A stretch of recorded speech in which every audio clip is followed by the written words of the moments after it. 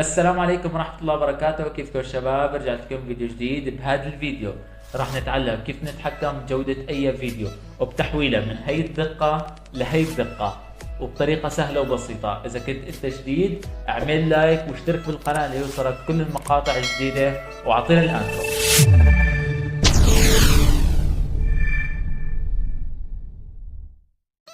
بنضغط على خيار الدقة الموجود فوق وبنرفعه لأعلى خيار ومعدل الإطار حسب ما بدك.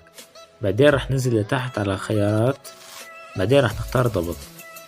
هون من خلال الضغط فيك تتحكم بالسطوع والتباين الخاص بالفيديو، وفيك تتحكم بجودة الفيديو عن طريق الذكاء الاصطناعي تلقائيا، يعني إذا ضغطت عليها فيك تتحكم فيها.